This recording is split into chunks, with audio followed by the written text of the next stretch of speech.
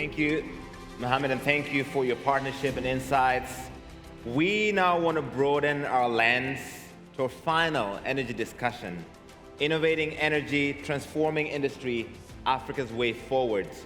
Now, we're shifting our focus to the driving forces powering Africa's energy and industrial transformation. Up next, you'll hear from a forward-looking perspective from a leading voice in the climate and investment space. And right after this, a panel of trailblazers will take the stage to explore the bold strategies and innovations shaping Africa's energy and industrial landscape. But first, we need to set the stage. So please welcome, for some brief remarks, Mr. Suleiman Ba, partner and co-head of climate strategy at Leapfrog Investments.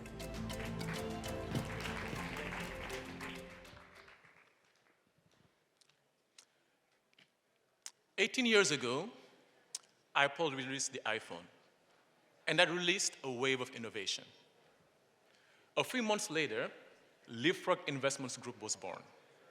It was born motivated by a very simple idea, that with new technologies, such as mobile phones in your hand, you can create businesses that are going to enhance people's lives by giving them springboards and safety nets. Initially, our goal was to reach 25 million people. Fast forward a few years later, today we serve 580 million people in health solutions, financial solutions, and energy. You see, when energy, when a new technology is in people's hands, when a new technology is affordable and accessible, it becomes a platform for innovation. And just like the mobile telephony unleashed innovation, economic growth, we see the same thing happening with distributed energy. With distributed energy being in people's hands, it's creating a new platform for innovation and new businesses to be built. In fact, we have such a high conviction of this massive opportunity that we have a dedicated strategy to invest exclusively behind this energy revolution. Now, before my fellow panelists join, I want to leave you with 3 key points. Number 1 is that this energy revolution is happening from the ground up, not in the halls of the corridors of policy. It's taking place on rooftops, in people's homes, and in farms. Because what happens is, when you have distributed energy in your hand, in your farm at home, you come with new solutions that meet your needs. And you go from a handful of parties designing solutions to millions of people innovating and building businesses. And this is now more than just about energy access. It's actually about empowerment, giving people the tools to control their destiny. The second thing I want to leave you with is that actually this energy transition and this energy revolution is even bigger than the mobile transition. Why do I say that? Mobile telephone was more about the intangibles and connectivity. Energy revolution touches all aspects of our life, from transportation, from food and ag, to built environment and mobility. And that means it's much deeper in our economy and deeper in our lives. So first, larger TAM. Number 2, why it's actually also more transformative is electrification has a very powerful twin called digitization. And when you combine electrification and digitization, you unleash innovation and you allow businesses and new technologies to do more with the same technology. So for example, it's not just about having a car that goes from being combustion engine to being electric. Once it goes electric, it's a computer on wheels. It's not about having an analog mobile phone and just making it electric. It's because once it becomes electrified, you have a smartphone. So what happens is once something gets electrified, you can have layers of value add and new solutions that didn't exist before. And it's what drives demand and drives growth. So you have a large addressable market, electrification, digitization, and the third piece is new business model innovations. For example, assets as a service. For a long time, it was hard for people to be a part of this energy revolution because of the high upfront cost. But now, new innovations, for example, as asset as a service, battery as a service, pay-as-you-go solar, pay per mile, makes it bite-sized and affordable. So when you have new financing models, digitization, plus a large addressable market, you have a massive opportunity to drive growth in our markets. Now the question is, yes, this is really exciting. What else can we do to really unleash the entrepreneurial potential in our markets? And I would call them the 3 C's. The first one is customer value proposition. The second one is capital stack. And the third one is community. Let me expand on that. First, customer value proposition. Again, it's not about electrifying things for the sake of electrifying them. It's about coming up with solutions that either save people money, help them earn more money, and do more with what they have. So you have to come up with business models and solutions that are far superior to what people were doing before. So clear value proposition, number one. Second one is the capital stack. Today, entrepreneurs can raise a few $1 million, not very hardly, but raise that money to start their business. And once you have a certain scale, you can have large infra projects where you have a guarantee from a DFI, can get debt funding from a bank. But if you need $50 million or $100 million to fund your sales team, to fund R&D, to fund the go-to-market, where you cannot secure with actually cash flows or assets, it's extremely hard to do it on the continent. What we need is more risk growth capital to fund the businesses, right? So we need growth funding for these businesses. And finally, I think a key level we need to double down on is community. And what do I mean by community? It means a few things. As an entrepreneur, it's very hard to build a business. And if I'm from Senegal, if the size of the prize is the Senegalese market, it's not as invigorating as if the size of the prize is the entire Africa. So we need to have a more integrated market across the continent. A large addressable market means also a few things. It's cheaper to raise, easier to raise money, and you have more economies of scale. So community in terms of integration of the markets and scale. Second, community in terms of learning from each other. There's no Silicon Valley today for the climate and the energy revolution. And what that means is every entrepreneur is paying the same school fees and learning all over again. We need to create an ecosystem where people collaborate and learn, not just within the continent, but within the global south. What is the solution out of India, and see how we can learn from there and take it to Africa, and vice versa. So collaboration and shared learnings. And the final piece in this community is really working together in terms of the demand and de-risking the entrepreneurs. Because often the hardest thing for them is to get that first customer contract. Once they get that contract, they can get it financed and they can go scale. So business leaders in the room, give that customer, that entrepreneur, that leap, and give them that initial contract, because it could really allow them to get funded and a fundable business. So to summarize, this energy revolution is bigger than the mobile revolution. It is happening from the ground up, being people-owned and people-powered. Number two, there are three key things we need to double down on. The capital stack, have a clear value proposition, and make sure we work together as an ecosystem. Thank you, and I invite my fellow panelists to join for the conversation.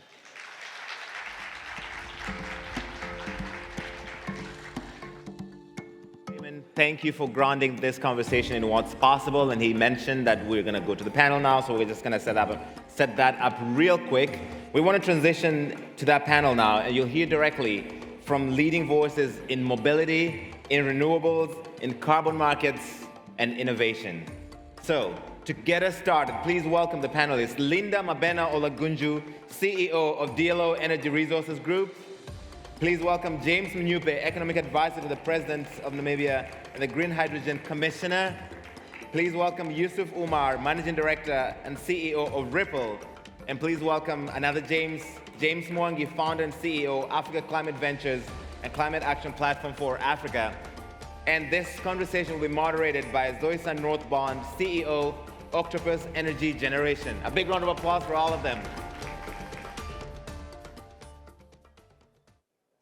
Hello, welcome to our panel, which hopefully is going to showcase the extraordinary leadership which is taking place across Africa in sustainable energy at the moment. Africa is firmly on chartering a course to become a global superpower, and that's because actually, when we look at the amount of renewables across the world, 50% of it, more than 50% of it, has the potential to come from the continent in the future. So what we're seeing is extraordinary leadership that's doing everything to unlock that potential. And it's really showing. So when we look at the final energy consumption across the continent, it's leading. So it's outpacing Europe, it's outpacing North America, and also Asia. So what this panel is looking to showcase is not what is going to happen, but is what is happening now. The Africa we will talk about is a blueprint, not a beneficiary of this energy transition. So we've assembled some of these amazing leaders in front of us, which is incredible. And I am aware it's kind of over lunch, so I'm just going to check everyone's awake and start with a bit of a rapid fire question. So who am I going to pick on first? The question is, can you tell me the most impactful thing that your organization is doing to achieve the Mission 300 goals? And I am going to go to James. All right, I go first. Excellent. Well, we are trying to basically unlock, just go for the fact that Africa is the richest green continent, the cheapest green electrons. How do you translate that into a new wave of green industry that is cheaper, better, faster than anywhere else in the world? And unlocking that then unlocks capital and unlocks incomes and everything else. But you have to start with the use cases, and that's where we're really focused in our investments. What are the use cases for this energy that translates it into income, translates it into exports? Absolutely, focusing on consumption. Linda, I'm going to come to you next with that question. I think the launch of our DLO Skills Initiative has perhaps been the most impactful thing. We are trying to address the skills gap between the labor force in Africa and what's required by the renewable energy sector. We always talk about these jobs that are going to come from renewable energy, but there's not enough investment, in my opinion, on making sure that especially African youth are well equipped to take advantage of those opportunities. We've launched an AI-backed application where they can do micro-learning at a self-paced option, and we're teaching them critical skills, but more importantly, we are teaching them about entrepreneurship and how to set up their own companies. I think that feeds into the ethos of what Mission 300 is about. Absolutely. So we can't have sustainable industry without making sure we've got sustainable skills. Absolutely, 100%. James, second James, I'm going to come to you. So what we're doing in Namibia is we're really trying to use Namibia's renewable energy endowment and then take those clean electrons and try and get them into the grid. But of course, we recognize that renewable energy comes with a certain amount of intermittency. And so we're taking those renewable electrons and we're combining them with molecules and batteries. And then we're putting together a hybrid power plant that actually provides black stat services to the grid. And so with that, we can then get in more and more renewables into the grid, of course at a lower cost, and then make it more possible for people to get electricity. And in that way, try and increase energy access across the country. Amazing. And then finally, Yusuf. Thank you, Zalsa. So I mean, for Mission 300 to succeed, Nigeria has to succeed. In absolute numbers, Nigeria has the highest number of unelectrified folks. So Nigeria sits on a tripod. On one side, there's a huge population. However, it also has a very ambitious, very thought through, and this is to a large part thanks to the spectacular work that they have done. Our compact is quite impressive. There's also support on both from private sector and the public sector. So it has to be a drive led by Africans, and that's what we are essentially putting forward. Earlier this year in March, we launched a DRE fund, and this is essentially a tripartite of NSIA, the Nigerian Sovereign Wealth Fund, Africa 50, and SE for All to drive renewable energy investments in Africa that will then expand to other African countries. What we have is a continental leadership that we're trying to drive as we focus on Mission 300. And like I said, Nigeria is just too important to fail, and that's why it's driven by us, for us. Thank you. Absolutely. So bringing together local partners to create that energy access and leadership across the continent. Brilliant. So I'm going to delve into these areas a bit more. So Linda, I'm going to come to you first. And you've been building projects, I believe, in South Africa for more than a decade. And I think we always see bottlenecks anywhere in the world when it comes to building projects, so things like permitting and PPAs and the bankability of projects. How are you doing that? How are you actually delivering? I'd be really curious, would be my first question. And then also, what would slow you down? So you are delivering, but what are the challenges that you're also seeing still in the market?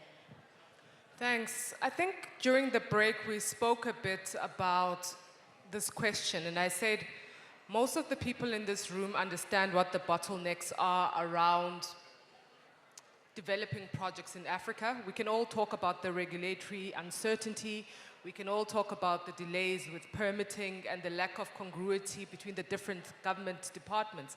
But I think fundamentally we need to be honest and say there is a fundamental lack of leadership in Africa.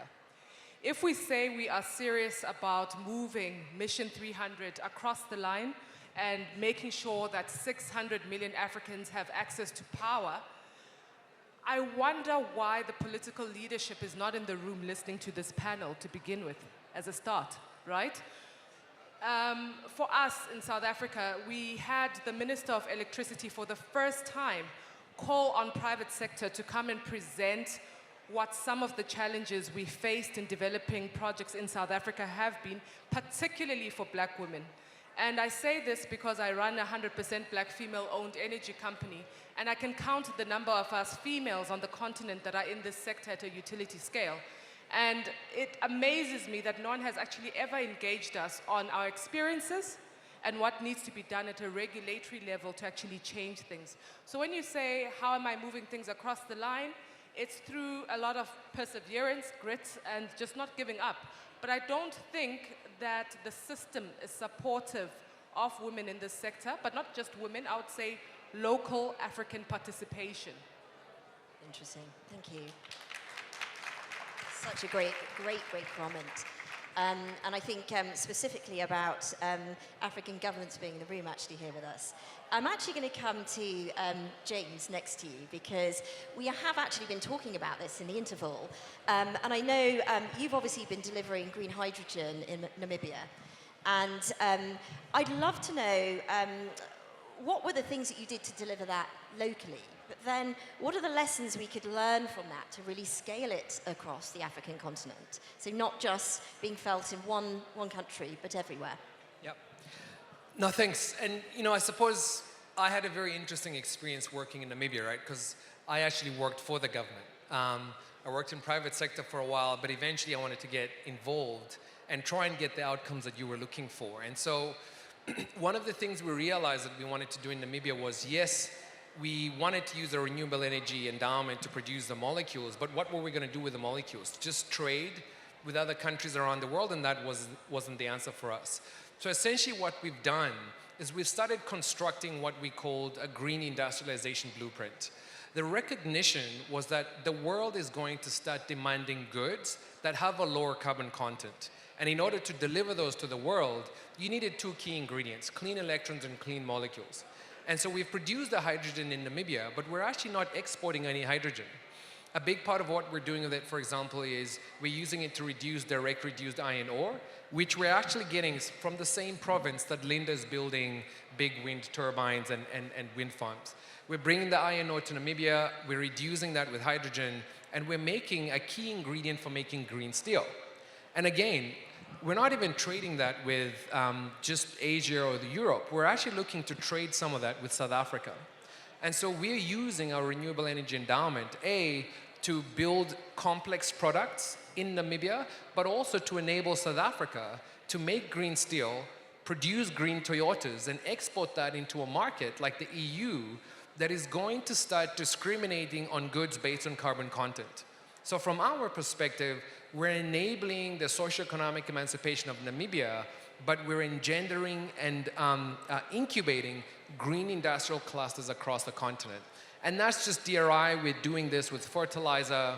We're going to be building the first dual fuel train in Namibia that will start helping to reduce Scope 3 emissions for anyone that chooses to use Namibia as a logistics hub.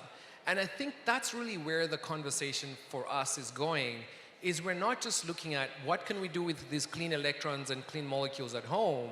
We're saying, how can we make this approach relevant to make Africa more competitive against much larger economies like China, Japan, the US. All of these economies are now beginning to build cleaner industrial clusters because they're writing policies that will make old industrial clusters obsolete. And we're trying to help our African governments show up to the party and compete.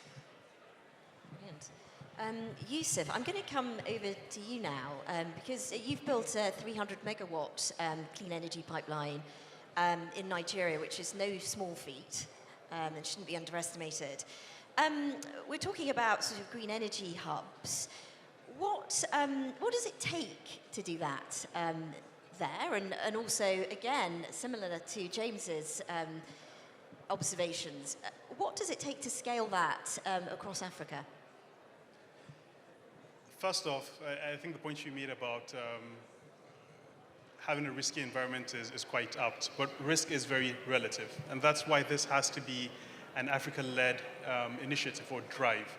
We understand our risks, and we're in the best positions to essentially mitigate those items. So to build a bankable pipeline is, in my view, the easy part of what needs to be done. Execution is more important. And that's largely driven by patience, by relentless sorts of structuring, and having that resilience to stay the course. Linda mentioned issues about sort of regulations and how those are, how when they change, they affect that trust that, that developers and would-be investors have in the initiatives that are being driven. So it's very important that large African institutionals that understand the risks, that understand the landscape, are able to put their convening muscle, to put what they have behind these types of projects. So when we look at how we execute, again, it is trying to solve for the currency issues. It is trying to solve for the fragmentation that you find in our markets. It is trying to solve by localizing these approaches. So execution, I think, is a larger concern. It's a larger, it requires the larger effort than building this pipeline.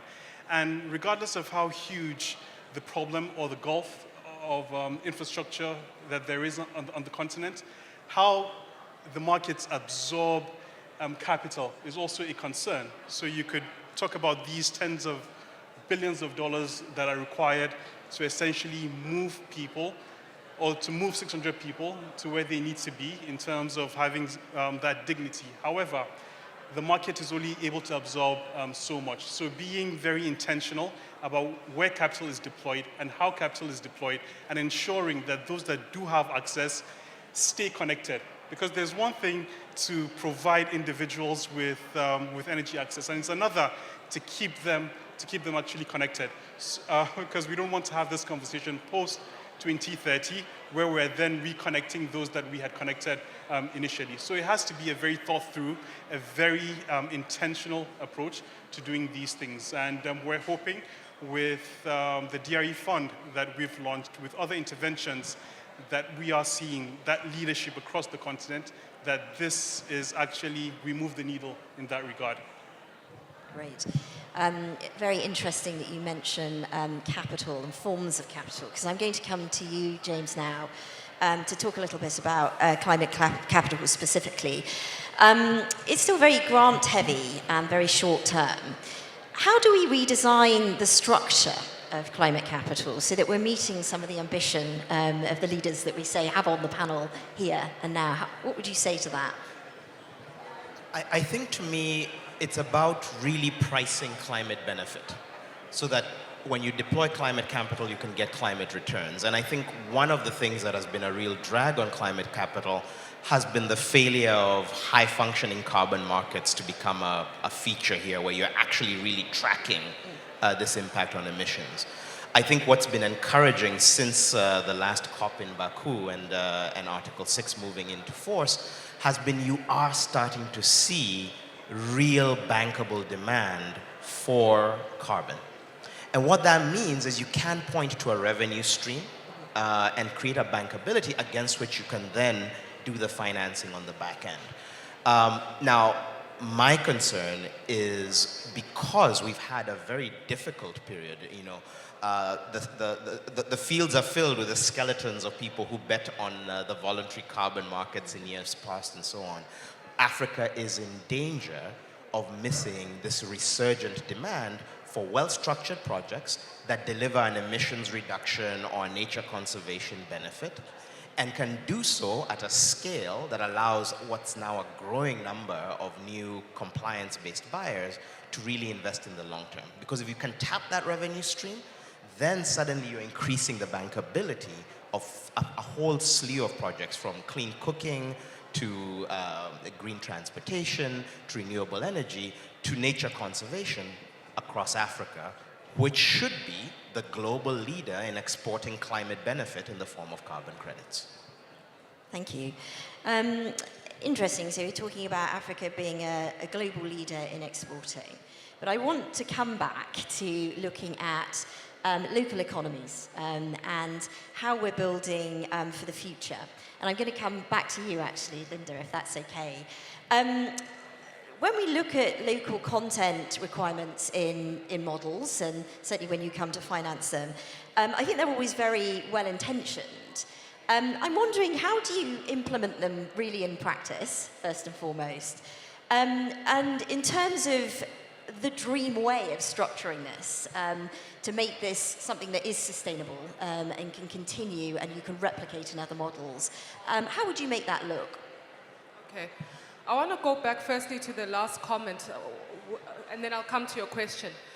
It goes back to the first statement I made around governments. So in South Africa, we were able to rely on carbon credits until government wanted a piece of the pie. So then lenders look at it and say, we can't really rely on that as an income stream. So it's an unpredictable income stream impacting on bankability. But to go to your question now about local content, again, I am going to focus on our leadership. We set very lofty goals around local participation on paper. We do not think about what is practically required to make local content work. Number one, when you look at a technical specification of a power plant, if all the key parts and components are coming from Europe or China or anywhere else in the world but Africa, you're already setting up any local company for failure, because it starts with the technical specifications. Whoever drafts the tender document specifies a particular piece of equipment. The second thing comes to our procurement patterns. So in South Africa, as an example, we used to run a transmission company that manufactured protection schemes. If you know anything about manufacturing, it relies on volume. You cannot have a stop-start approach to how your ordering goes, right? And if you don't have the volume to support that business, all of those local content goals are really falling on deaf ears in practical reality. South Africa last year, I think, imported about 20 billion rands or thereabout of solar panels for our renewable energy sector. And no one within the administration has the thought process to think about how do we make our two existing solar panel manufacturers actually competitive and make it a compulsory thing that we order from these manufacturers. So we're not focused on building our continent. We're focused on creating programs that benefit investors from outside of the continent. And it doesn't make sense to me. Again, it goes back to leadership. I see. So it's almost, you need the direction, the target setting. Yeah. James, the first James, I'm going to come back to you. A similar question here. So your hydrogen strategy, it's really tied to industrial exports and job creation. But how are you making sure that Namibian people really benefit from that? Yeah. And I mean, so two key things in the question that we want to examine. So industrial exports or hydrogen strategy. What we're trying to prepare Namibia for is a movement, it's a systemic movement that is global in nature, right? And so Namibia today exports a lot of things from the primary sector, minerals, gold, uranium, etc. And we're trying to start preparing our economy to make more complex goods that the world wants. And what we realize is that the world doesn't necessarily want hydrogen, but it does want clean ammonia for ships, they want clean steel, they want aluminum that's low carbon in nature, etc. We also know that Namibia has 3 million people. So if you want to grow Namibia at like 7% per annum, you cannot make goods just for Namibia, right? We import a lot of stuff from SA, but our exports need to become more global in nature and more dynamic. And so our hydrogen strategy wasn't really built for the export of the molecule. It was built to enable us to diversify the economy. So that's one. But two, to ensure that Namibia becomes a preferred hub for exports that might either get stuck with Transnet congestion in SA, but also enable Zambia and DRC to get their copper and their cobalt out to the markets. So we're very much positioning ourselves as an enabler and a servant to our neighbors, but a connection to global markets. So that's one. And then the second is to say, some of the things we're doing are so novel that we're being very, very deliberate about making sure that they're being done by Namibians. So we organize 3 things in Namibia: the government, Green Hydrogen Council, academia, Green Hydrogen Research Institute, and then the private sector. So a lot of the DRI is being engineered in Namibia with international partners. We've then developed a skills development strategy and plan. We've mapped the demand for the skill, we've mapped the supply coming from our tertiary institutions, and where there's a gap, we're designing interventions with the World Bank and our government to make sure that we capture as much of that manufacturing opportunity by our own. And then where there's still a gap, to be very strategic about where we bring the skills and the labor from, because we don't want to miss out on that economic opportunity just because we don't have the right labor force. So it's something you have to be quite deliberate and engineer with thought at government, but then using those 3 organizations to make sure academia and private sector are participating as well in the name of capturing maximum local content at home. Yeah, interesting. Yusuf, I'm going to come back actually to you now. So how do you think about scale, but not just about megawatts, but about job creation, local manufacturing, and also creating long-term resilience? Yeah. That's very important, yes. And if you look at, particularly in Nigeria, the financiers are very focused on the electrons and how many megawatts one's able to put. But that is at the heart of the issue. Because what one should focus on is actually the markets that can be created, the ecosystems that can be essentially strengthened as a result of these types of investments. So our strategy within Ripple is a total value chain sort of approach where we're looking at domestic manufacturing, because whenever you look at the issues on the continent at a macro level, it's always there are currency issues, there are viability or bankability issues, and that has a lot to do with our inability to capture value on the continent. So being able to create that ecosystem around manufacturing is front and center. I couldn't agree more with the points that Linda mentioned.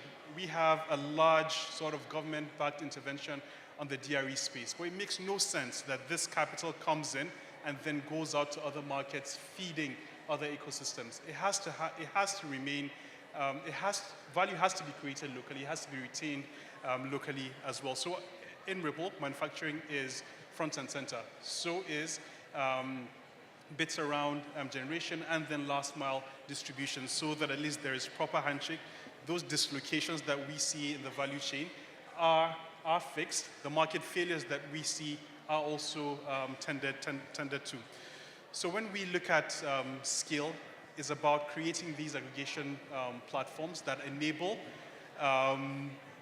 exits for institutional investors, because that's also what's missing. And hopefully, because of our institutional backing, we're able to have a very long-term view.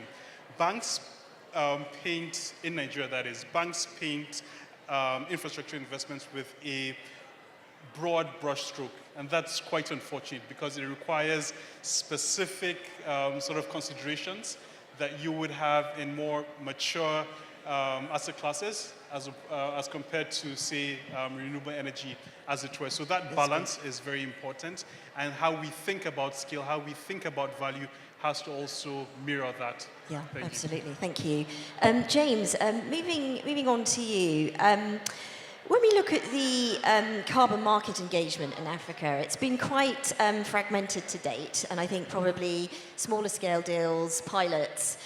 What does it actually take to move away from just isolated wins into linking a carbon strategy together with energy access? I think I'll pick up on something Linda said, which is we're moving exactly away from a very artisanal, distributed, highly voluntary carbon market to one where government policy and government strategy will be critical. So we need our governments to firstly understand what their potential as generators of credits are, make smart decisions about which sectors they want to set aside in their whitelists and so on, and then make predictable and consistent decisions about how carbon is allocated. I don't actually have a problem with government saying, as part of our role in providing corresponding adjustments, bringing these credits to market, we will take a surcharge or whatever else, so long as the work is being done that allows those credits to trade at a premium. We're in a bizarre moment right now, Zosia, where you look around and take the airline market, Corsia.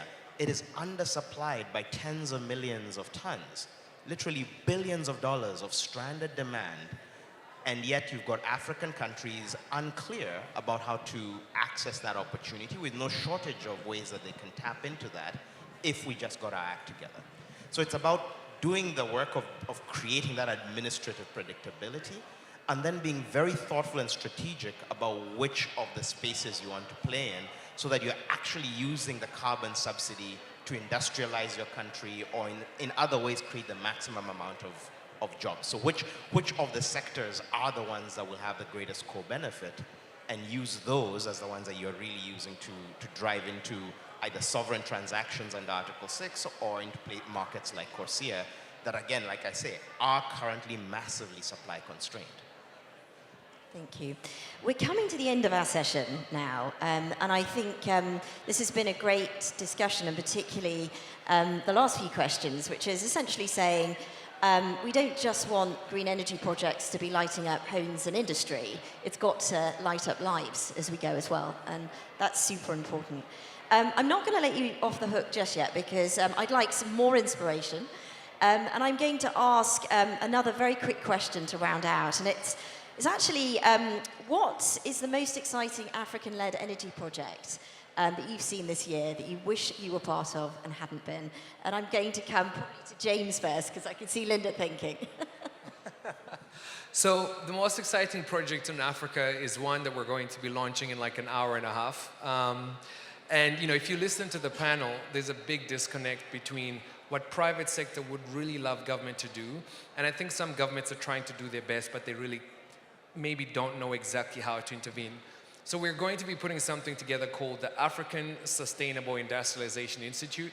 We'll launch it right here at Unstoppable Africa. And essentially all the lessons that we've gathered in Namibia over the past year, we're going to curate those and show up and then support government, better dialogue with private sector. And when that happens, we're going to be mobilizing the capital behind that. Brilliant. I'm going to stop you there. I'm going to move on. 100%. We'll work with government end to end and the private sector to get going. Brilliant. And Yusuf, I'll come to you next. I'm quite excited about the DRE fund that we announced, and we will operationalize by the end of the year, because of the sheer impact that we foresee it having. Thank you. And James? So I'm really excited about our partnership with Tencent of China to launch the Carbon X testbed in East Africa. And basically the idea here is bring the world's best new carbon technologies to a location where they can massively scale, figure out which ones have the most efficient potential. And from all of that, firstly, we'll learn a lot about which of these new technologies are most promising. But secondly, we underline the fact that if you're trying to scale energy in intensive new industries of the future, Africa is going to be the natural home for it. Maybe the last thing I'll say is I'm shocked at how many of the teams coming up with technologies are young Africans from across the continent at the cutting edge of climate innovation.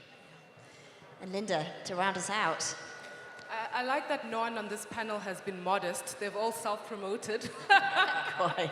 So I'll do the same. I'll follow in suit. There are two projects that excite me. One is an acquisition we are working on at DLO, which would effectively place us as probably the largest black female-owned energy company in this continent if we pull it off. And the AFC guys are in the room. I'm putting you under pressure to deliver the check.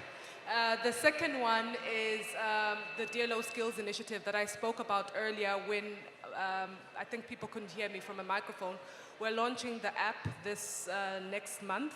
It's basically a training platform for the renewable skills sector, where people can have access to critical skills on an app, and they can have a self-paced learning model And that for me is going to really put the just in the just energy transition, because if we're leaving behind our youth, I don't think we are really achieving anything with this transition. Brilliant, thank you. And certainly want to self-promote. I think that's all we have time for. So Linda, James, Yusuf and James, thank you very much for your time.